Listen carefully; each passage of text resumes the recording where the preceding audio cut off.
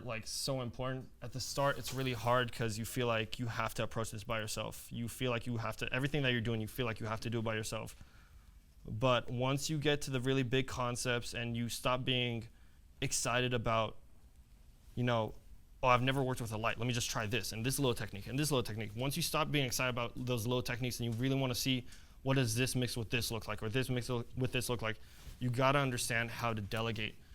And so managing a team is super important to just like, in general, as I said, understand what the client wants so you can delegate your time. Delegating is genuinely the most important thing, I think, in any job. There's so much time that's wasted that of you trying to just compete with people that you don't need to compete with. If you have the budget and you're a director, direct. Don't try and worry about color grading it, because there's people that don't care to leave their house and sit in front of a monitor their whole life and just want to color grade. Why would you compete with those people? It doesn't make sense. Same thing goes for editors. Same thing goes for retouchers. If you have a style, sure, collaborate with them, because there's still people that will, that's all they want to do. And if you have other things you got to focus on, don't stress it just because you want to keep a bit extra of the budget. As long as you got your fee in there, cool. That's what you got to focus on. So I can't stress it enough. Delegate everything you can. And if you can't delegate, then understand where your limits hit, because the second you start doing too much is when a lot falls apart. And so I think that's a huge point to focus on. Basically, I feel like a lot of the team members I go with, depends if you're working with female or male artists or whatever the clientele necessarily is, you have to, the priority of whatever the budget goes to is what makes them comfortable.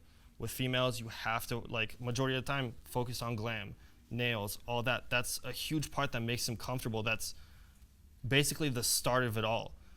And then, if you have the budget for it, get a producer. It'll make your life so much easier. But if you don't, it's not necessarily as necessary. I think, like I said about people who just color grade their whole life, there's people that only care about looking at what lights do and understanding how to operate equipment safely. These are super heavy stands, super heavy sandbags. Like, anything gets thrown around, you don't look unprofessional. And then more than that, I've seen people like get knocked out on set. Like, you don't want to play around with a gaffer or with a light tech. You definitely want one of those, because it's completely changed my work to have somebody on that team. For both female and male artists, I think stylist, super important. Collaborate with your stylist if you can, really understand. Send them mood boards of what the styling should look like, because you want to be able to communicate that. I just had a shoot yesterday where the artist wanted to style himself. That's what he wanted to do. And he came super underprepared, so we cut the shoot like an hour short because he was just like, I don't have anything I want to wear. I don't want to take any more pictures. Purely just because he didn't like any of the outfits that he brought. It had nothing to do with the pictures, because the pictures all are getting used for the album. Has nothing to do with any of that. It's just purely because he brought the wrong stuff in a suitcase. So if you can delegate to a stylist, it's usually good to do that. Set design depends on where you're starting, your building blocks of your creativity are. If set design is a huge thing and it's not achievable at all, then that might be a higher priority than a lot of these.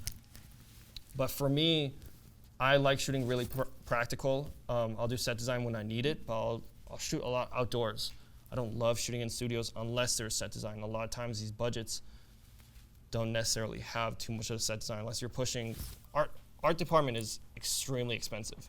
Unless I have a budget of more than $10,000, I very rarely allocate $2,000, $3,000 to somebody who's doing set design. It's so hard to allocate that while you're also worrying about stylists, which are expensive. The way that stylists work, just so you understand the money, whatever the piece actually costs, if they want to rent a Rick dress, that's $4,000, it's 20%. You're paying 20% of that. So that's also all being charged to you. And so if you're asking for 6 looks, stylists get expensive. And that's just what you're paying for the clothes. That's rental fees. Then stylists are also going to charge you, depending on which one you work with, could charge you $1,500, $2,000 on top of that. Now you got $5,000 of your budget that just went to styling. So you really got to understand where any of that goes. like I said, it all depends on what's priority is what makes the client comfortable, and then priority is what is your building block, your first building block for all that. And then simple, and this sometimes, like, I love getting people money with this, but also there's a lot of kids who are hungry that will do this. I'm still hungry to do this sometimes. Is just PAing, photo assisting, whatever it needs to be. Just have people extra hands on set. And it's better if they know what they're talking about. If I can tell somebody, yo, grab my 17 to 35 millimeter lens. If they can do that, simple.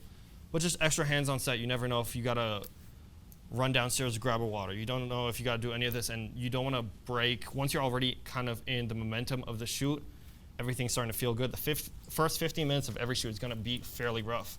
So once you get in the momentum, you don't wanna break that with stupid things like making sure I get somebody from downstairs that they just showed up to the shoot late, or doing little things like that and worrying about coming down from a ladder to move a stand, or like I said, extra hands are always super helpful. I think the main people you gotta think about who you're like working with is people who can adapt, and people who can adapt are usually down to collaborate with a lot, because they, like I said, they're down to play as many roles as they need to. So I think the idea behind incentivizing somebody is, like I said, if you can get exposure out of it, sure, that's a great incentive. But if not, make it feel like it's something that they haven't done before. If I go to a normal glam makeup artist and they have, I just say, yo, do what you do at these shoots that you post on your page, they're gonna ask for money. But if I'm like, yo, I got this idea, can we try this?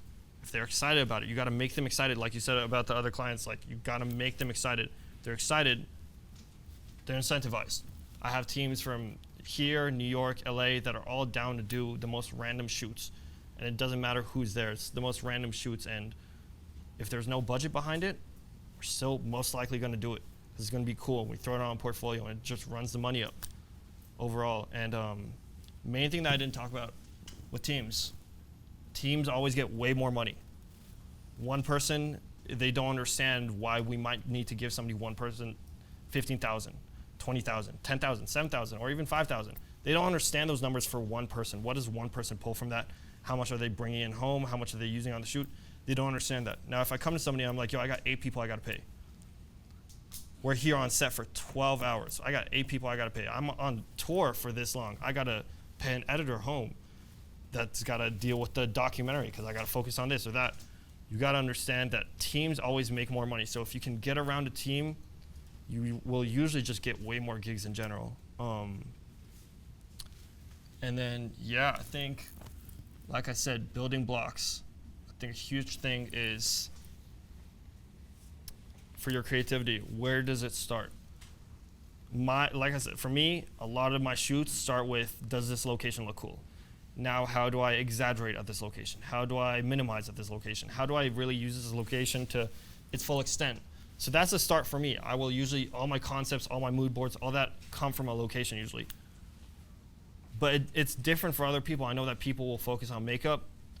And as I said, if that's it, then makeup's way more of a priority to you. So you gotta understand what's your building block, same as producers, music producers.